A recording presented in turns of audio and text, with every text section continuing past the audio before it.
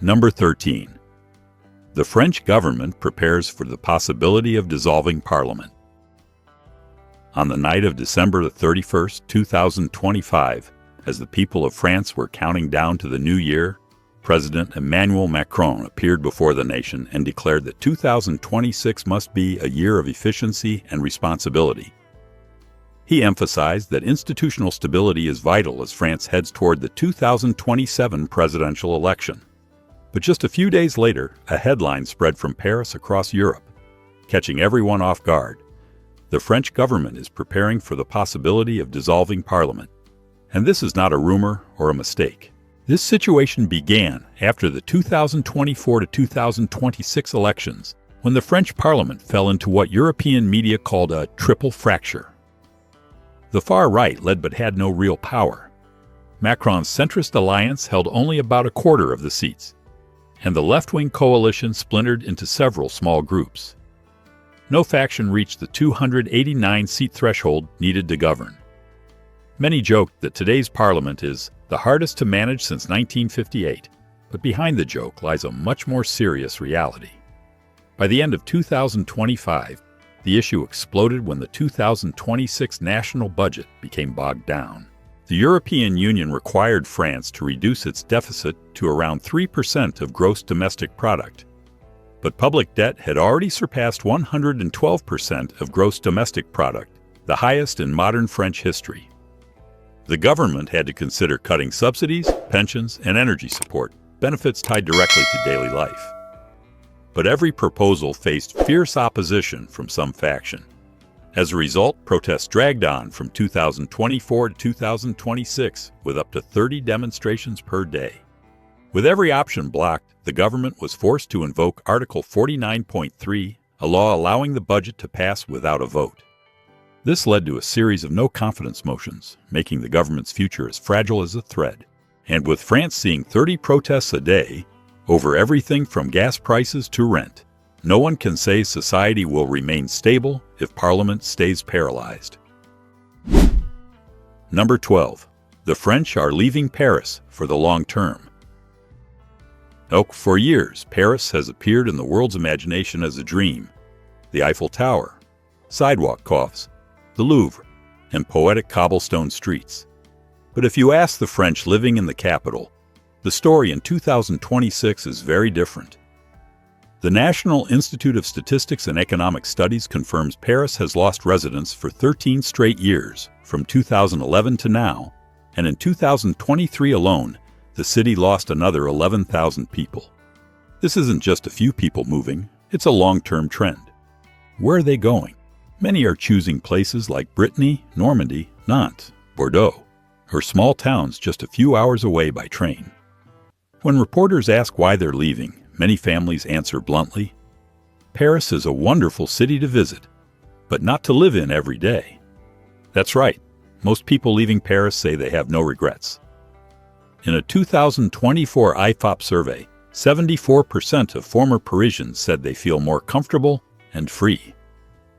Many young people even said, I only realized how stressed I was after leaving Paris. You might think it's because the government is unstable and they want to get out. According to an Ipsos survey, only 41% of French people believe 2026 will be better than 2025, much lower than the global average of 71%. When people lose faith in the future, they often change their way of life or where they live, and Paris is the clearest example. That's partly true, but there's a bigger issue, the cost of living. Let's look at the next fact. Number 11. The highest cost of living in 20 years. In 2026, France entered what people call the worst price surge in 20 years. Yes, every expense, from breakfast and housing to car repairs, has climbed as if someone is cranking up an invisible price dial. In Paris, the housing crisis has peaked.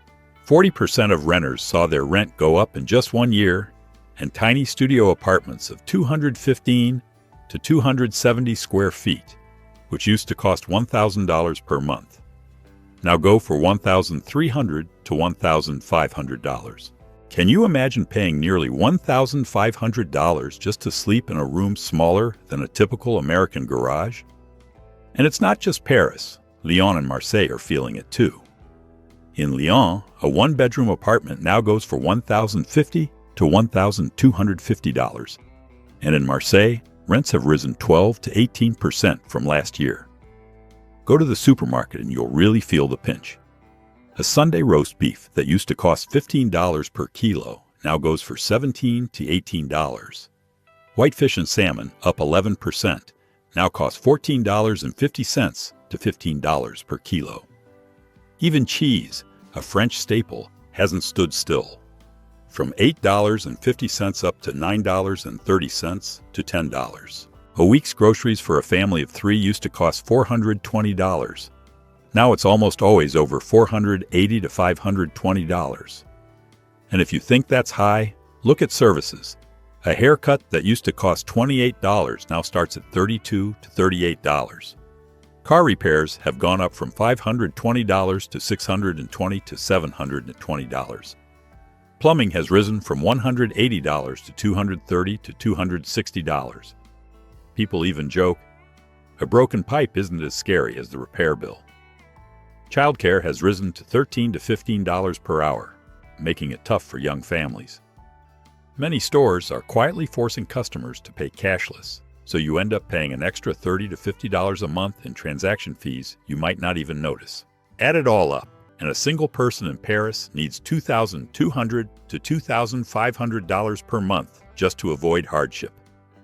A couple needs about $3,000 to $3,500, and a family of 3 should budget $4,000 to $4,500, on par with London, San Francisco, or Sydney. Paris is still breathtakingly beautiful, which is why so many French people are moving to the suburbs for lower costs. Number 10. Nearly half of French women choose not to marry. Paris is called the City of Love. But here's an interesting fact. Over 40% of women in Paris live alone, the highest rate in the European Union according to the National Institute of Statistics and Economic Studies in 2024. And by 2026, this trend is clearer than ever. If you visit a café in the 6th arrondissement in the morning, you'll easily see women working, reading, or booking travel all by themselves. High housing costs make career a priority, but deeper down, Parisian women increasingly see personal freedom as just as important as love or career. In a modern, opportunity-filled, always moving city like Paris, a woman living alone is no longer unusual. Parisian women also marry later than anyone else in Europe. The average age at marriage has topped 33, higher than Germany at 31, Italy at 32, and even Sweden, known for its liberal lifestyles. In Paris, the real average is often 34 to 36, and more than a third of women in the city openly admit they're not sure they'll ever marry. Part of this comes from seeing the instability of modern marriage. The divorce rate is nearly 45%, and in Paris, it's even higher. They see friends struggle after divorce, splitting assets, fighting for custody, financial pressure, and ask themselves, am I really ready to give up my freedom and stability for a game with no guaranteed ending? If you look at Parisian women's strengths, you'll see why they're in no rush. They're confident, attractive, well-educated, sharp communicators, and can support themselves. Many have passions, travel, art, languages, yoga, filmmaking, writing, that they don't want to give up just to fit a marry at the right age mold. They enjoy love and dating, but don't see marriage as the ultimate goal. That's why cohabitation without marriage is rising in Paris. They want love, but not legal ties. So, are Parisian women getting stronger, or is society changing so much that marriage is no longer the top choice? Leave a comment and let's discuss. Number 9. France has the highest rate of children born outside marriage in Europe. With so many women single, a low birth rate is expected. But more than half of children born to unmarried parents is rare. In France, 59% of kids are born out of wedlock, the highest in Europe. You heard right. They see this as totally normal. Here, marriage isn't a requirement for starting a family. Many couples love each other, live together, have kids, and stay together for decades, without ever signing a marriage certificate. For them, family is about real feelings and responsibility, not legal paperwork. However, there's a worrying trend. France's birth rate has dropped to its lowest in 30 years. For decades, France was Europe's birth champion, more stable than Germany, Italy, or Spain. But by 2025, births had dropped sharply, and 2026 is expected to be even lower. The reasons: high living costs, lack of housing, work pressure, and increasingly complex urban life. Is the French government doing anything? Yes, and aggressively. France has the most generous child support package in the EU. The government is increasing child benefits, raising the CAF support, expanding daycare, and offering more financial help for single parents. They're also promoting flexible parental leave for both moms and dads to ease work pressure. Some cities are even cutting property taxes for young families and giving rental priority to couples with kids. Still, results are unclear. Financial support helps a bit, but can't fix the sense of uncertainty about the future that French people are feeling. The government can help, but having kids is still a personal choice. Number 8. Paris becomes the most heavily monitored city in Europe. Paris is becoming the most surveilled city in Europe. In just 2 years, the city's surveillance network has expanded dramatically. Camera numbers up 45%, mostly driven by the need for tighter security at international events and terrorism fears. The peak was the 2024 Olympics. Paris rolled out AI cameras to analyze behavior, with Parliament allowing temporary use. But temporary was only on paper. After the Olympics, many systems stayed and even expanded into 2025-2026, sparking fierce debate in Parliament and the media. Is Paris protecting its people or turning into a surveillance city? Yet, even as surveillance rises, cybercrime in France has soared by 400% in 5 years. On screens, no camera can save people from hacking, blackmail, bank data theft, or stolen personal records. On the streets, things aren't much better. Pickpocketing tripled in 2025, turning hotspots like the Eiffel Tower, Louvre, Champs-Élysées, and Montmartre into real hunting grounds. Criminals mainly target American and Japanese tourists, easy to spot and often carrying valuables. It's gotten so bad that police have set up a tourist task force to patrol busy areas and protect the city's image. So when you visit, be careful and guard your belongings. Number 7. France leads Europe's green energy boom. Amid economic turmoil and political debate, France in 2026 quietly pulled off a feat few noticed: the strongest green energy boom in Europe. For the first time ever, France generated over 40% of its electricity from clean sources: wind, solar, and hydro. This marks a huge shift, as a country long reliant on nuclear power starts moving toward a greener, more sustainable future. Travel across France and you'll see the country turning into a giant green energy construction site. From the windy north to the sunny south, dozens of continent-scale projects are underway at the same time. Over 20 mega-projects for hydrogen, batteries, offshore wind, and EV battery recycling plants are being launched in 2026, turning once quiet industrial zones into Europe's clean tech testing centers. Paris's ambition is clear: to become the EU's green energy capital, outpacing Germany and the Netherlands in clean tech. You can even feel the change on the streets. In 2026, France became the EU's #1 market for electric bikes, with over 1.2 million new e-bikes sold in a year. Big cities like Paris, Lyon, and Strasbourg are seeing a silent traffic culture spread. Less engine noise, less pollution, and more people riding compact e-bikes instead of cars. Streets once jammed with cars are giving way to green lanes and low-emission lifestyles. Number 6. 1,200 schools lack enough teachers and 600 areas have no doctors. In 2026, France faces a severe labor shortage, and it's not just about low pay or tough working conditions. In healthcare, the no-doctor crisis is the biggest issue. Over 600 areas are now classified as medical white zones, where hundreds of thousands of people have to drive 20-45 miles just to see a family doctor. The population is aging fast. Demand for care is rising, but the number of doctors keeps dropping. This is the first time France has faced such a severe doctor shortage. The crisis isn't just in healthcare, it's hit education too. Around 1,200 schools don't have enough full-time teachers. Many have to rotate students through classes because there's no one to teach. Regions like Seine-Saint-Denis, Marseille, and Bordeaux are hit hardest, with classes going 3 to 4 months without a math or English teacher. The Education Ministry is hiring on the fly, 30-minute interviews, then straight into the classroom. Meanwhile, the average teacher age is almost 43, and resignations are up 21% in just 1 year, making it even harder to fill gaps. Security is caught in the same spiral. France is short over 50,000 local police officers, so much so that the Interior Ministry worries about protecting major events. The main reasons: high job stress and pay that can't keep up with city living costs, causing many officers to leave. Meanwhile, the job market in engineering, energy, robotics, and automation is short tens of thousands of workers, while office, admin jobs are oversupplied. Young, skilled workers don't want to live in expensive cities, and many work remotely for foreign companies, shrinking the domestic workforce even further.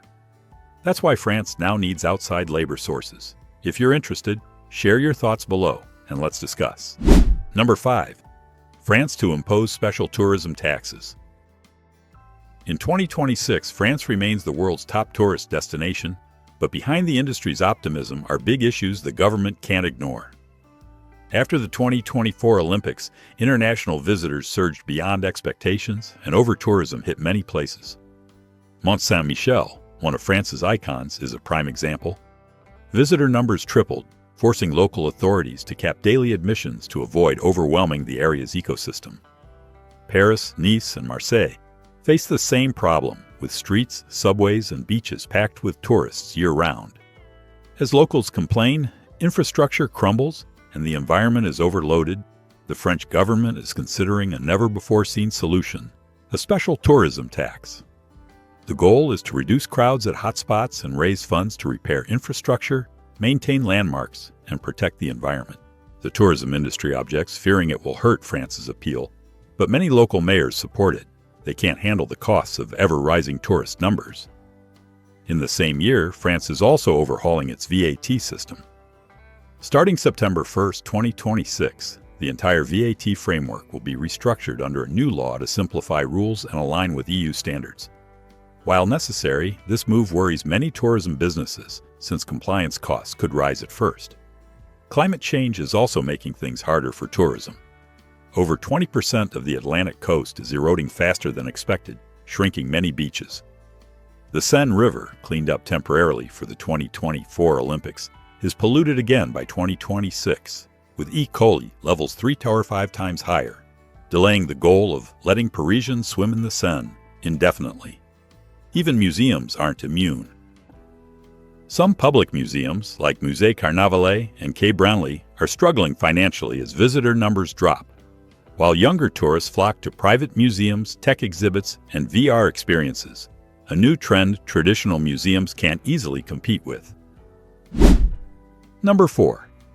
Severe drought in southern France. Southern France is facing a repeat of the severe droughts from 2022-2024. According to Météo France, the country has gone 31 straight days without rain, a new record that's dried up reservoirs and left many areas short on drinking water. As a result, many farmers have had to abandon entire crops. Wheat, olives, and traditional Provence and Rhône crops have all been hit hard. Some villages have had to truck in water for 2 to 3 months, showing just how serious the shortage is. The outlook for 2026 isn't any better.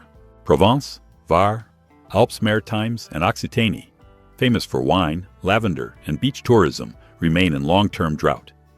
The dry conditions burned 37,000 acres of forest in 2025, and weather agencies warn the wildfire risk in 2026 could be even worse. From 2025 to 2026, over 7,000 villages imposed water restrictions, limited shower times, bans on watering plants and washing cars, and in many cases, tap water shut off for 48-72 hours during the hottest days. All this doesn't just affect locals, it hits tourists directly. Many southern towns now warn visitors about water shortages in summer. Hotels may limit shower times, some beaches close due to fires, and many outdoor activities are canceled due to long, dry heat waves. Some resorts have to truck in water for guests, raising room prices and cutting services. In 2026, anyone planning to visit southern France needs to be ready. Extreme weather, water limits, and wildfire risk will all impact your trip. Number 3. The nuclear energy divorce. When people think of French energy, they think nuclear, and for good reason. France used to get over 70% of its electricity from reactors. But in 2026, France is entering a new era of green energy, and the media is calling it the nuclear energy divorce. Many reactors built in the 1970s, 1980s have passed their 40-year design life, forcing power cuts or shutdowns for safety checks. Even with the EU's largest nuclear network, France faces a maintenance crisis. In 2026, retail electricity prices are up about 15%, but household power bills are up even more, 30–40% higher than before Europe's energy crisis. Many families say, "I've never seen electric bills this high in my life." And the price hikes don't just hit people. They hit energy-intensive industries hard. In Normandy and Hauts-de-France, steel, aluminum, glass, and textile factories have had to close or cut production. They simply can't afford to operate.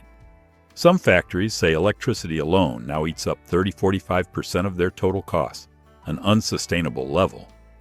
The hardest hit are older workers, especially those over 50, who struggle to find new jobs in shrinking industries. Number 2. The French government tightens immigration.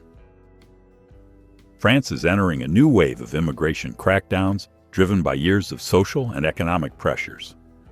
Throughout 2025–2026, Paris and Marseille saw immigrant numbers rise 15–20%, mostly young workers who lost jobs or can't afford ever-rising rents. The strain on housing, public services, and urban security became obvious, forcing the government to act. Another issue made things worse. Police reports show a small group of immigrants aren't integrating well, don't follow local rules, and even see French police enforcement as violating personal rights. This has turned immigration from a humanitarian topic into a challenge for social stability and security, especially in crowded Paris neighborhoods. In response, the French government passed the 2026 immigration law with stricter standards. Immigrants must prove a minimum income of $1,650 per month, have no criminal record, and for international students, show enough funds for a year's living expenses, about $15,000 to $18,000, depending on the city. The goal is to ensure immigrants can support themselves without relying on state aid. But the law sparked fierce debate. Many human rights groups and students say the financial requirements are too high and could keep tens of thousands of students and international workers out of France. Supporters say it's a necessary step to control overcrowding in big cities and reduce tensions between police and some immigrant community. Number 1.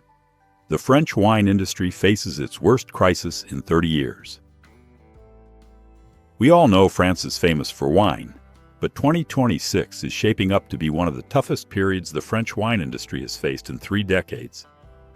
Average summer temperatures have risen by 2.5–3.5 degrees compared to 20 years ago, causing grapes to ripen too fast, lose their acid-sugar balance, and produce wines that are stronger, heavier, and less refined.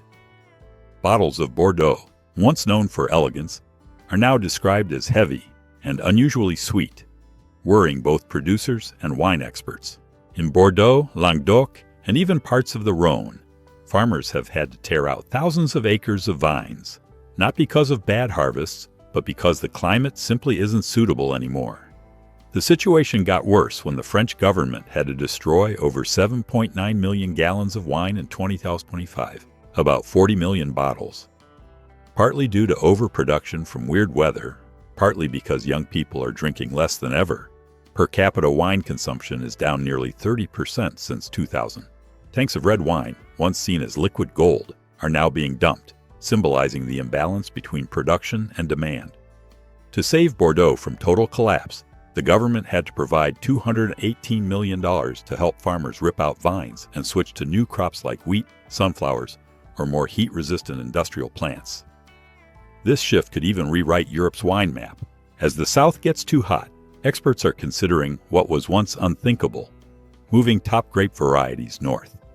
Champagne, the Loire, even Brittany, places once too cold, are now becoming ideal for classic grapes like Merlot or Cabernet Sauvignon. In conclusion, 2026 shows France at a historic crossroads. Political division, economic turmoil, and society changing faster than anyone predicted. From wine shortages and people leaving Paris, to education and healthcare crises, and a new wave of immigration crackdowns. But at the same time, France is reinventing itself with green energy, new technology, and bold lifestyle changes. Together, these make for a picture that's chaotic, fascinating, and full of big questions. What do you think will shape France in the next 5 years? Crisis or a chance for renewal? Leave a comment below, and don't forget to subscribe to the channel for future episodes.